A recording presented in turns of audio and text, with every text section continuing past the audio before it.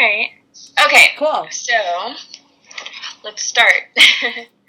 All right. So, Isabel, if you could just, talk a little bit about, who you are, what you do, and how you came to get into this line of work. Sure. So my name is Isabel Foxen Duke. I am a health coach who specializes in emotional eating and compulsive behaviors around food. I definitely come from a very specific angle when it comes to both of these issues. Mainly that it is the force, the exertion, the control, the sort of just the overall pain associated with dieting and judging ourselves and hating our bodies that actually drives us to eat emotionally or compulsively to begin with. And that sort of emotional eating is a lack of self-love or a lack of self-care rather than what a lot of people think, which is that the emotional eating is the problem and that they would be able to love themselves if they could only get over that. So my philosophy is kind of the reverse of what I think a lot of women fall prey to or kind of fall into the trap of, which is that they, kind of have no choice but to criticize and berate themselves and force themselves into really restrictive diets and punish themselves until they lose weight versus the other way around. So I help women, quote unquote, love themselves into a healthier relationship with food. And really relinquish the food and body wars from the root and from the ground up. Okay, that's awesome. Yeah. And I think it's great that it's such a specific niche that I mean, I think a lot of people tend to overlook, especially when it comes to health, because so many people are just focused on, okay, you have to diet, you need willpower, you need this, you need that, but they don't really address the emotional side. Yeah. So. Yeah, absolutely. And how did you get interested in this line of work?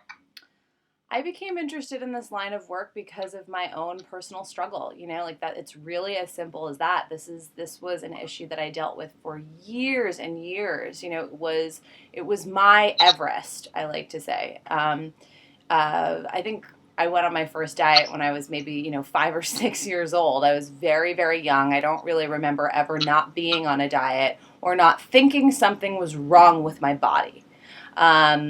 And consequently thinking something was wrong with me. Like, it wasn't just that I felt fat all of the time. There was something wrong with me that I couldn't get my food under control. And this lasted throughout my entire adolescence, into early adulthood. To the point where it was just all I really could think about. Like, I had no life outside of trying to lose weight. I remember, one joke that I always tell people is that I would be a Mensa candidate. I would have a Nobel Peace Prize right now if I dedicated the amount of energy that I dedicated towards trying to lose weight towards something humanitarian or good for the world.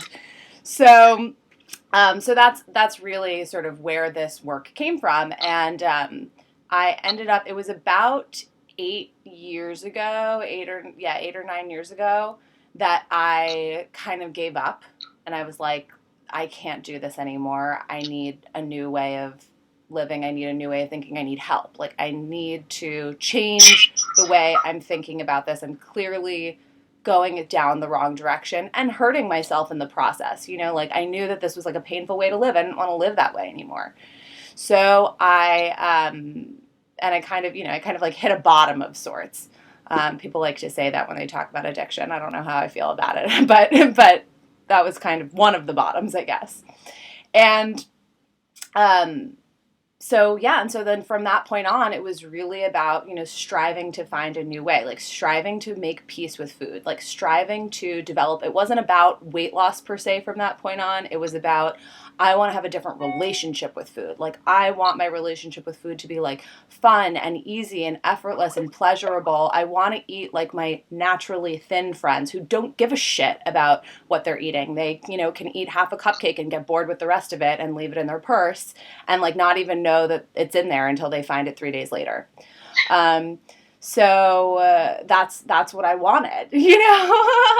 And I was I like, don't know how great it would be to find a cupcake 3 days later, but I totally agree with that line of thought.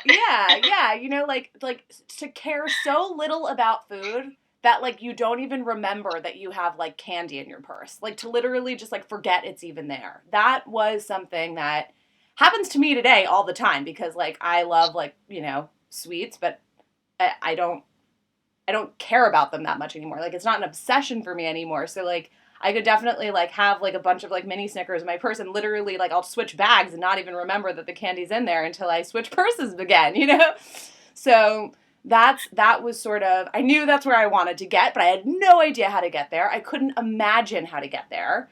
It felt impossible to me. Like I would look at my naturally thin friends who could have like 3 bites of like a piece of cake and leave the rest. And I'd be like, what the fuck is wrong with you? Like I can't even concentrate on this conversation that we're having because I'm just thinking about the cake that you're leaving on the table in front of us.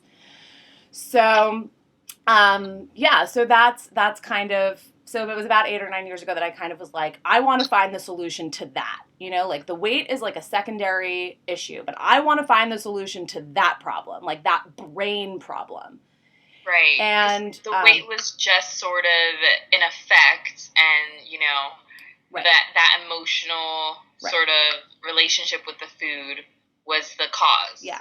And I knew I had an understanding that if the obsession and the emotional eating and the compulsiveness around food, the compulsion around food, I had an intellectual understanding that if I dealt with that, the weight would take care of itself, which is very true. I mean, that's sort of the way it is with emotional eaters. Emotional eaters, when they're gaining weight, when they're overweight, it's because of this obsessive compulsive relationship with food. Once you deal with that, the weight takes care of itself. And I pretty much understood that that would be the case, but I just didn't know how to deal with a compulsive and obsessive relationship with food. Like I didn't know how to get over it. So it's about 8 or 9 years ago that I was like, that's the problem. That's what I want to deal with. I'm going to find the solution to this. And, I've just been introduced to incredible people over the course of that time. I've worked with amazing people. I've really been on this just journey. I think that, I'm still learning amazing new things all the time. But it was around that time I was first introduced to the concept of intuitive eating, which is, sort of eating according to what your body wants and your body signals and, relinquishing the diets and honoring your body's needs and just getting in touch with what your body even is and who you are as a physical animal. Another example I use all the time is, like wild lions don't need to be on a diet in order to stay thin. Like they intuitively know how much to eat. So we're mammals, we're animals at the end of the day. So that was huge. And then, from there, dealing with the emotional underlying reasons for why I was so driven to go to the fridge in a given moment became sort of my goal. That was my real goal. And I think that is the hardest part and what women struggle with the most. And I met some incredibly, brilliant people who taught me so much. And I've sort of strung together a sort of philosophy, a methodology from different spiritual teachers, different life coaches, different, women who specialize in food and eating behaviors, a whole sort of list of people. And I've kind of really started to package them into some core ideas that I go into a lot of depth in on my website, which, by the way, is just my name, IsabelFoxenDuke.com, IsabelFoxenDuke.com. Yeah, and I'll definitely place a link there as well so they can check you out.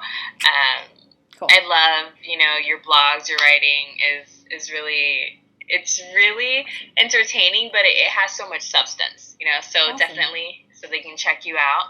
Awesome. Now, what role do you think commitment played in, you healing yourself?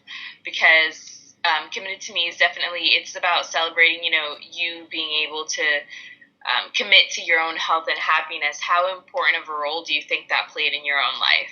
Huge. And it's a really interesting question for me when I was thinking about it because, so let's say prior to that 8 or 9 years ago, I felt very committed to wanting to lose weight. Like that was my commitment. My commitment was to lose weight, which I could never do okay? Because that commitment came from a place of self-degradation. It came from a place of not feeling enough rather than wanting to honor myself and take care of myself, okay? So at that about 8 or 9 years ago when I had that sort of flip, I didn't have everything figured out, but something changed where I made a commitment that wasn't rooted in not feeling enough, not feeling good enough, hating on my body, all of these sort of negative self-loathing behaviors, and changed the commitment to being committed to self-love, self-care, honoring my body. So when we're talking about commitments, a commitment is really fruitless if it doesn't come from a place of self-love and self-honoring, and that was really what made the difference for me. I still had to make I had to make an equal commitment to wanting to love myself to death as I did to wanting to lose weight. But I had a completely different outcome. One commitment had a completely different outcome than the next. And that's where I think people get sort of stuck, is that when you're pushing yourself into a commitment that goes against yourself, that fights against yourself, you have a problem. You're going to be you're in a war you can't win. Okay? Yeah. But when you make a commitment to something that is nourishing, something that self-sustains you, you build momentum and the commitment grows. So you have this sort of unlimited opportunity and potential to really improve and change your life because you're making a commitment to something that is self-supporting, right? It feeds on itself because you're in alignment with who you are as a person. You're in alignment with your body. You're in alignment with who you really want to be and who you truly are inside. Yeah. So that was something I thought about a lot when I was thinking about this interview was, what does commitment mean to me, and why is commitment, the whole word commitment, so different to me today than it was 8 or 9 years ago when I was kind of at my worst? And it's because when we're making commitments, it's really important to, I thought I was so committed to losing weight. I thought I thought I had the most motivation in the world to lose weight. But a commitment that comes from a place of self-degradation, self-harm, self-loathing, all of these things is fruitless, at the end of the day. Like you can't win that. A commitment that's based in self-love and self-honoring is psychologically an entirely different thing. Yeah, wow. That's a huge thing.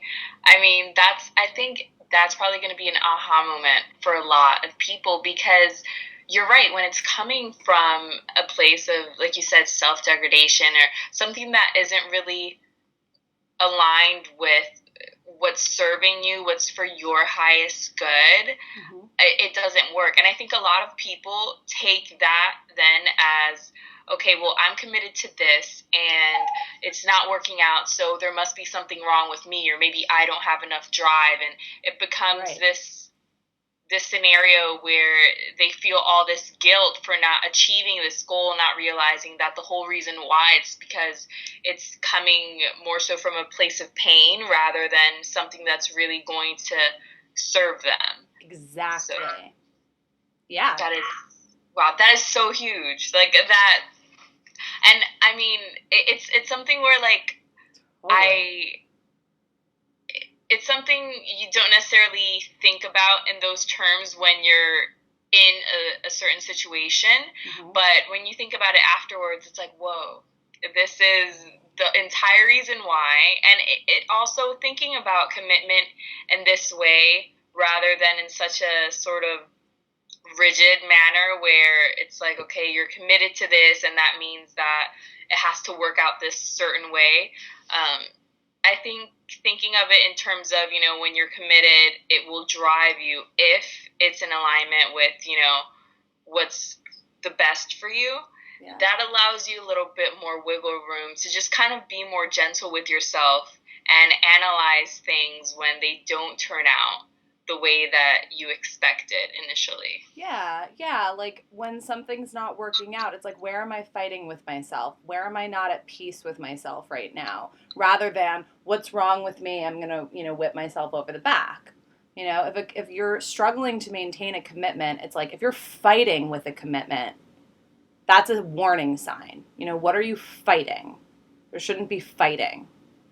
So, and that's exactly how I work with women around food. It's like, let's drop the fight. Let's drop the struggle. If you're fighting, if you're struggling to maintain a certain behavior, something's up.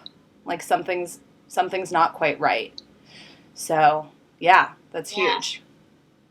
It's awesome. Now, what does it mean to you to be happy, healthy, and abundant? So, that's good. You know, to me, being happy, healthy, and abundant, they all I guess go together. It really does also for me stem from being intact with my peace of mind and my serenity. So when something's taking away from my serenity, it basically impacts my happiness, my ability to become abundant, to draw positive things into my life. Certainly takes away from my health. I really believe in sort of a mind-body connection around health, and impacts my relationship with food. Also impacts my relationship with health.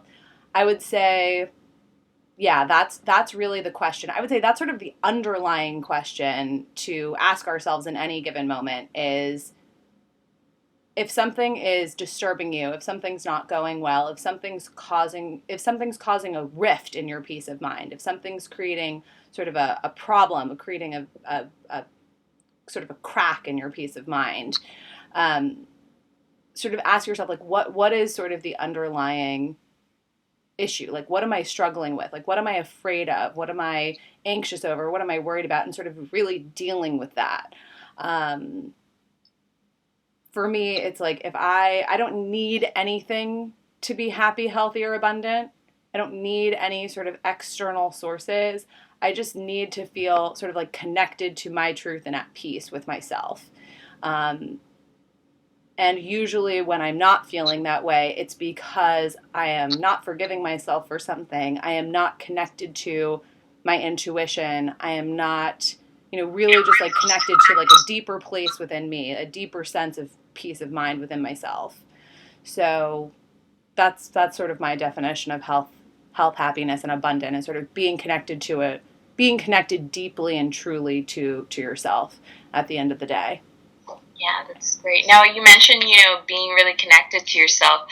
Are there ever times still now when you get kind of overwhelmed or you get a little frazzled, you start feeling disconnected? And if so, like, what's the way that you can kind of tune back in? What's something that you do to start to feel connected again to your intuition? Yeah, hell yeah. That happens to me all the time. What's interesting is I actually think I'm a big believer in, when something's wrong or when you've made a mistake or, when something's not quite right, it's actually a gift because it reminds us to get back in touch with ourselves. It reminds us to get back connected. For me, that's really what it takes, is a reminder. I think it's very easy as human beings in this, material world to get disconnected. The world kind of wants us to be disconnected. The whole, the internet, the likes on Facebook, the boy who doesn't call you back, like all of this shit that happens to us as human beings disconnects us from ourselves and sort of disrupts our peace of mind. And when we have a moment of fear, pain, chaos, confusion, something's wrong, I fucked up, blah, blah, whatever. When that happens, that is really like an alarm bell. It's like a ding, ding, ding. Like, you are not connected with yourself. Like, you're not connected with your truth right now. Like, what's going on? So for me, that's really, it's really about just remembering to connect. It's really just about remembering, like, I'm okay and this is going to be fine, and I just need to like get back in touch with like who I really am. So, because most of the shit that we worry about is like kind of silly. Like, no one really needs to worry about like 95% of the things that they worry about. So it's just about remembering that. We have to remember that. Like this weekend, I had some drama with some boy that doesn't even fucking matter, and I felt but I lost my peace of mind. I lost my peace of mind over it. And I remember like calling all my friends and being like, what do I do about this situation? He's gonna think this, da da da da, blah, blah, blah, X, Y, and Z. And at some point, I just kind of, I think a friend of mine may have even said, like, Isabel, like, it just doesn't matter. Like, just relax. Like, it's not, this is not worth losing your peace of mind. It's not worth losing your serenity. And then I was like, okay.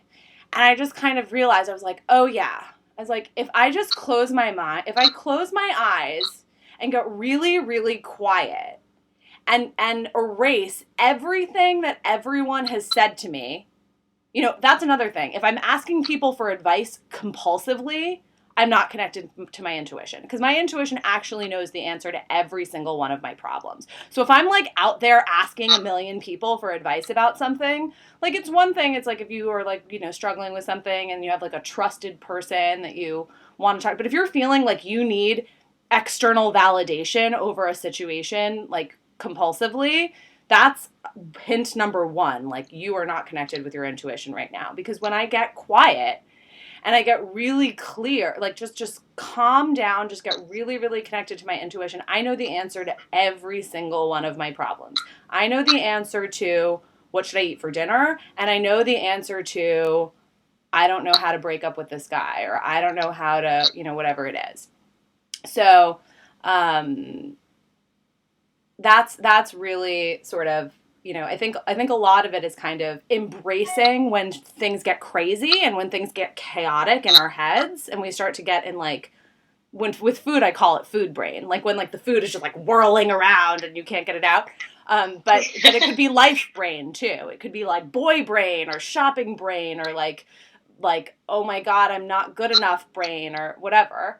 When you get in brain, that's really, it's really just about like, once you recognize that you're in brain, calming, like taking a moment, using that as an alarm bell, as like a ding, ding, ding. You're not connected right now. Like you're not fully present to your reality, your truth, which is that everything is okay and that you actually have the answers to every situation inside of yourself. Yeah, I think that's such a great tip that you said when you're asking other people compulsively for advice, because I've definitely been there. You have like one issue and you're asking maybe 10 different people. Yeah. And at the end, like when I would sit back down and just kind of think about everything everyone told me, I was like, you know what? I really don't want to do any of that. I'm just kind of going to do my own thing. I know what I want to do. So yeah. At that moment, it was like, you know what? I really didn't need to go and get into this frazzled place where I'm asking for people compulsively when, like you said, when you sit down and you connect to your intuition, you already know what the answer is. Exactly. And when you ask 10 people for advice, you still end up doing what you want to do at the end of the day. Exactly. Most of the time. So, yeah. Yeah. So, do you have a motto or a favorite quote? Something that you feel or you really live by? Gosh, I have so many. It like really depends on the day or the week or the month. But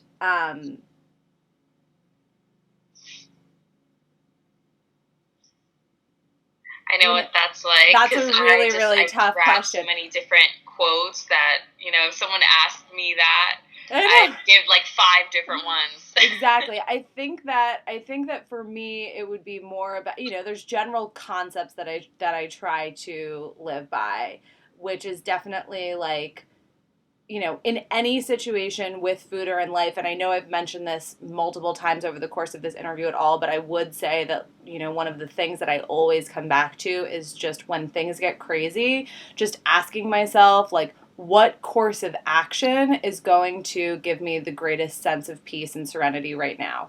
Like, how can I take care of myself in this moment? That's really a big thing for me. And hugely sort of foundational to what I do. And beyond that, I would say, specific quotes I'd probably have to get back to you on. There's so many. But I would say it's more just about like a core concept that's really like a guiding force for me, is, asking myself, like, in a moment of chaos, in a moment of confusion, how can I take care of myself and honor myself to the best of my ability today? If that's my guiding light, I'm in good shape. And um, you know, I would say 9 times out of 10, honoring myself may even it may mean being kind to other people. Honoring myself may mean being there for my community. Maybe it may mean being of service to my community, being of service to the people that I believe I was put on this planet to help, um, because that is when I feel my most at peace. That is when I feel my most sort of quote unquote in control and okay. And I think that's one thing that I think people get confused with, or sometimes I know that some people think, oh well, honoring yourself, it seems like a selfish motivation, but like when we're really again deeply connected to that truth, that inner truth, honoring ourselves usually means like being responsible and accountable and there for other people and doing what's right. I know that's when I feel the most peace. When I veer away from that, I start to get anxious and worried and more confused than I was before. So it's kind of really brilliant and amazing. Usually what is most self-honoring and what has most integrity for in taking care of myself is also what has the most integrity for taking care of my community and the people around me. Yeah. And I think that's so important. The part about honoring yourself, it's so interesting to me that so many women find it uncomfortable to kind of step into that role where they're really respecting and honoring themselves, but they find it so easy to do that for others. I think it's really interesting to me. I think that's part of why I named the site Committed to Me, because I really wanted to encourage women to really make themselves a priority. Mm-hmm. Is that something that you ever kind of struggled with in your life? Um, I definitely struggle, even to this day, to a certain extent. I think one of the hardest things for me as a woman is sort of dealing with people pleasing and like being worried about what people are going to think about me, which, I've learned is actually the more sort of selfish way of thinking. When I take care of people out of a place of taking care of myself, like putting the life mask on yourself first when you're in the plane before you help somebody else with their life mask. I really love that analogy. I use it all the time. Think it's really, really super helpful because at the end of the day, I think when women are people pleasing, so to speak, so meaning they're taking care of other people before themselves, it's actually coming from a lot of times a fearful or even egomaniacal place, like a fear of what that person's going to think of me, of like wanting love and attention.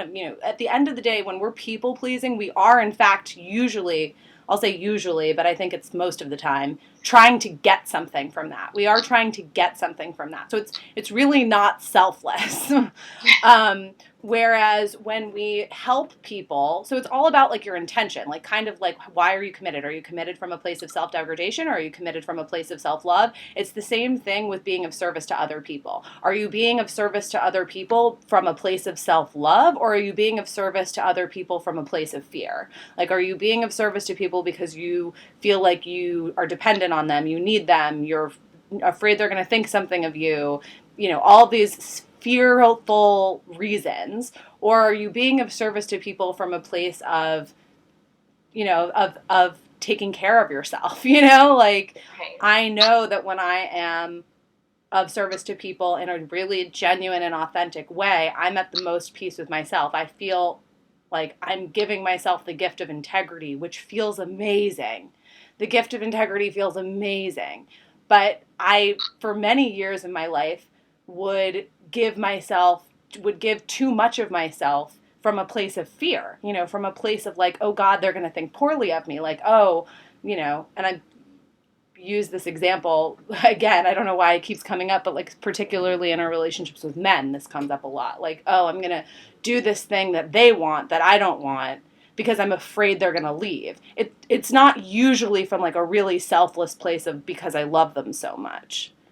If it really came from the selfless place of I love them so much, it would have a very different, it would impact us in a different way. No, I think that's so great. And I mean, the reason I feel relationships keep coming up is because I feel sometimes the relationships that you have with others, especially, romantic relationships, are really good indicator of the type of relationship that you tend to have with yourself. Yes, yes, yes, absolutely. Absolutely. Everything is a mirror. That's another like primary tenant. Everything is a mirror. You can learn from everything. Yeah. Yeah. Definitely. So, um, what steps or what advice do you have towards, women that are just now looking to kind of change the relationship that they have with themselves and really make themselves a priority? Um, I think that, take it easy and take it slow. Like, especially if you're like sort of like new to the world of personal development, so to speak. Um, just try and bring gentleness, gentleness with yourself in everything that you do. And inquire. That's another big piece of the work that I do with women is there's no shoulds, there's no you're wrong, there's no you did this badly, there's no you should do this, you shouldn't do that. It's all about, in the beginning, inquiry into why you're doing the things that you're doing and understanding, cultivating awareness, right? So that's really what I would say to a beginner, and that's how I definitely work with most of my beginning clients is before you do anything, before you try and make a radical change in your behavior, understand why you're behaving the way you're behaving now first, because it's very difficult to make a change in behavior if you don't have awareness and understanding as to what's driving your primary behavior to begin with. Does that make sense? Yeah, definitely. Yeah. Definitely, because otherwise you're just going to be fighting it. Exactly. Right? Because yes. When you understand your current behaviors and you understand the root cause of your limiting beliefs and all of that, I think it allows you to not only be able to make the changes necessary, but when you gain that understanding, it automatically allows you to be a little kinder with yourself. Yeah, exactly. And I feel like that's the key to a lot of change is being able to do it, exactly, with kindness rather than feeling guilty or coming down on yourself or being really hard on yourself. So exactly. I think that makes perfect sense. Totally. I always say to my clients, you got to learn to crawl before you can learn to walk. So it's like before you try and like make this dramatic shift in your behavior, like, okay, like I'm never going to like go to the fridge when I'm sad. Like, no, you're not really going to be able to do that right away. You've been practicing going to the fridge when you're sad since you were about 4. So why don't we start small? And the first thing that you can do is just really acknowledge when you're eating, oh, I'm eating because I'm sad. Like, just cultivate awareness. Ask yourself, inquire, figure it, just be an explorer to yourself. Be an explorer of understanding yourself a little bit more deeply. That is step 1 to any kind of behavioral change. So start there and don't worry too much about the ultimate outcome or the goal or the behaviors changing. That'll come later. That'll probably just come as a natural outgrowth without even trying if you really get deeply connected and present to what's happening in your world right now. So start with awareness. Start with just inquiring. That's great. And last but not least, I know you mentioned, self-love and self-care. What does that look like to you? Ooh, self-love and self-care means asking yourself, what do I need right now to feel at peace, to feel comfortable, to feel, good in my skin, and following through with that action step. And the key here is getting really, really honest. Because particularly in the beginning, if we have been engaging in, self-harming or, self-loathing or compulsive behaviors of any kind, the immediate step is to go do that thing. That's our familiar territory. So again, it comes back to cultivating awareness. Why am I engaging in the behaviors that I'm engaging that aren't working anymore? Why do I keep wanting to do behaviors that I know aren't working for me?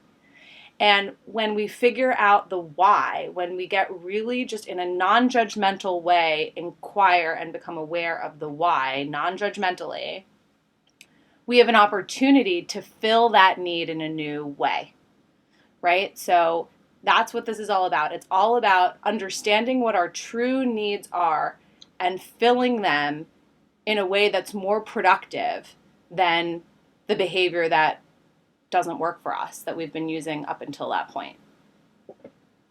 Yeah, that's so it's so important, and it's something that people tend to overlook. Yeah. You need to really feel your needs, what they really are, because sometimes you think you need something, and there's deeper layers to that. Yeah. So. Yeah, like even something, it could be food, which is obviously like my specialty, or it could be like, I need a boyfriend. I need a boyfriend. It's like, well, Yeah. Why do you need a boyfriend? Why do you need a boyfriend? Is it because you want to feel connected? Is it because you want physical affection? Is it because you want to feel accepted by your peers? Like, what is driving your need for a boyfriend?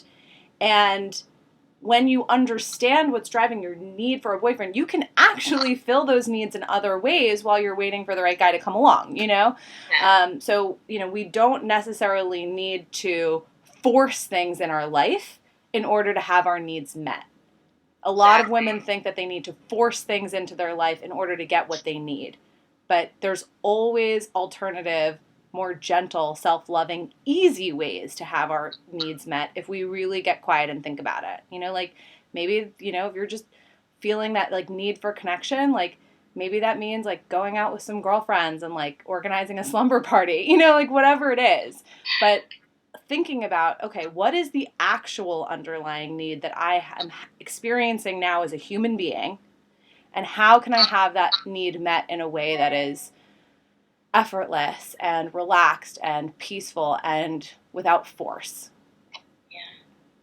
Yeah, no, and what's interesting is when you put that effort towards meeting your own needs, you start to attract more of the things that you want. Totally. Hugely. It's the miracle. Yeah. Yeah, you get thin and you get a boyfriend. It's crazy. It's crazy. It is, but Yeah. I feel like it's such an incentive to really take care of yourself. You know, if you know that when you take care of yourself, Yeah. not only are you going to feel fulfilled, but you're going to attract more of the things that you want. Right. I mean, what more motivation Yeah. could you need, right? The external world will start to match your internal world, not the other way around. That is the biggest problem that most of us face. Most of us think that when our external world looks a certain way, when we're the right size, when we have the right boyfriend, when we have this right amount of money, when we have the right job, the insides will get better. Wrong. It's the opposite. It's the opposite on all accounts. If our internal world is taken care of, if we're meeting our internal needs, the deep-rooted needs, taking care of what we really need on the inside, the external world follows. It's amazing. It's a miracle. I mean, it works every time also. So, yeah. Definitely. This has been so fun. It's been a really, really insightful interview because I think you've touched on some things that, you know, are definitely going to have people thinking, like, you know, the way that you described commitment and having it come from a place of love, all of that, I think people are definitely going to get a lot out of this. Good. And if you could just say your site name a little bit more and just some of the offerings that you have for anyone looking to work with you a bit further. Yeah, absolutely. So again, I believe you're going to put this on underneath this video, but my website is isabelfoxenduke.com. That's ISABELFOXENDUKE.com. And if any of you out there are looking for, some more specific guidelines around how to change your relationship with food, if you're struggling with food, if that's sort of like your Everest, I highly, highly recommend downloading my guide, How to Not Eat Chocolate Cake. That is sort of my primary little manifesto gift to everyone out there that kind of goes into some of the, briefly into some of the basics about the work that I do. Love that title, by the way. That title is amazing. Good. Yeah. It's very clear. So I would definitely download that from my website. And I also, certainly if any of you are interested in private coaching or want to work with me or talk to me about your relationship with food specifically, that's the primary way that I work with people is through private coaching. So we can certainly have a conversation about that. Just, also, if you download How to Not Eat Chocolate Cake, you will be put on my newsletter, and basically you'll get like once a week or once every 2 weeks, you'll get just like juicy content, blog posts, basically. I'm pretty good about, my newsletters are always that like valuable content. It's really just about helping out people who can't work with me privately for whatever reason. So, yeah. Yeah, so definitely check that out. And this is so great. I'm so excited to put this up and have people look at this. You're awesome. Thank you. Yeah, this was so fun. It was such a pleasure. And I'm very excited to see this video go up and see your website. This was awesome. Thanks for having me. Thank you. Thank you for being on this interview.